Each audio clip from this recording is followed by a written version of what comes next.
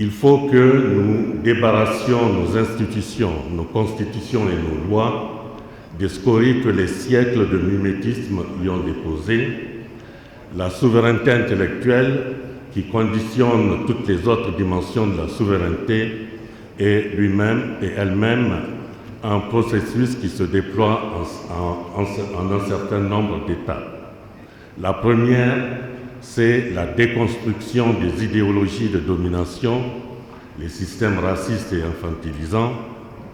Deuxième étape, il faut décomplexer et désaliéner, c'est-à-dire vaincre la peur et la honte. N'aie pas honte de ta peau noire, dit Boubouama, car elle est essentielle. Il faut s'émanciper des modèles étrangers et des parodies avilissantes. Troisième étape, il faut instruire et éduquer, c'est-à-dire transmettre des savoirs et des connaissances, former la personnalité, transmettre des valeurs.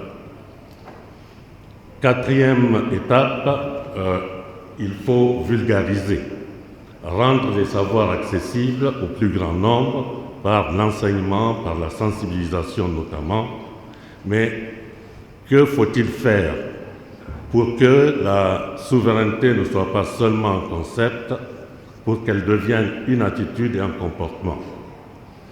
Je crois que pour combattre les complexes, pour mettre fin aux falsifications de l'histoire, pour restaurer l'humanité écornée de l'homme noir, pour restaurer notre dignité bafouée par plusieurs siècles de domination, d'esclavage et de colonisation, nous devons commencer par nous réconcilier avec nous-mêmes, avec notre passé et avec notre culture. Je pense que tout Africain, dès le plus jeune âge, doit savoir un certain nombre de choses. La première, c'est que l'humanité commence en Afrique. Les ossements humains les plus anciens ont été découverts sur notre continent. Je parle de Lucie, il y a 3 millions d'années en Éthiopie, d'Abel, il y a 3,5 millions d'années au Tchad, et de Toumaï, il y a 7 millions d'années toujours au Tchad. Deuxième chose, l'homme noir est le premier représentant de l'humanité et le seul représentant de l'humanité pendant plusieurs millénaires. L'Homo sapiens est négroïde. Il apparaît il y a 150 000 ans, moins 150 000 ans. L'homme qui a émigré en Europe, c'est l'homme de Grimaldi, il y a moins 40 000 ans. L'homme de Cro-Magnon, vous le savez, est l'ancêtre des leucodermes, c'est-à-dire des hommes blancs. Il apparaît il y a moins 20 000 ans. L'homme de Chancelade, qui est l'ancêtre des Asiatiques, apparaît il y a moins 15 000 ans.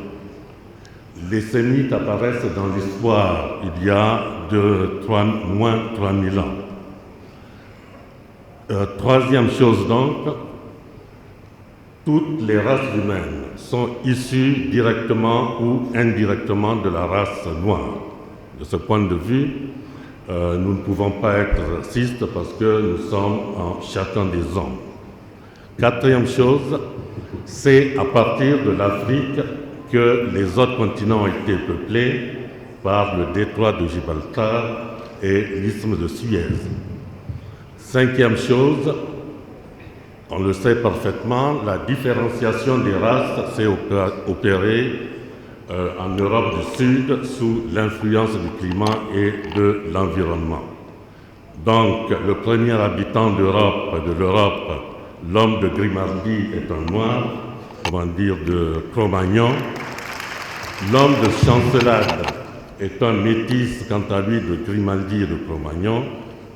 La première c'est le sixième point, la première des grandes civilisations, la civilisation égypto-nubienne, est noire. Cela, plus personne n'en discute. L'Égypte a inventé l'écriture, elle a initié le monde gréco-latin à la philosophie et à la science. Septième chose enfin, et c'est par là que je vais terminer, l'Égypte pharaonique est le foyer de la civilisation africaine. L'Égyptien ancien joue le même rôle vis-à-vis des langues négro-africaines que le latin vis-à-vis des langues indo-européennes. Cela, je l'ai largement prouvé dans un livre que j'ai écrit intitulé Parenté génétique entre le Charmansoraï et l'Égyptien ancien. Je vous remercie. Merci.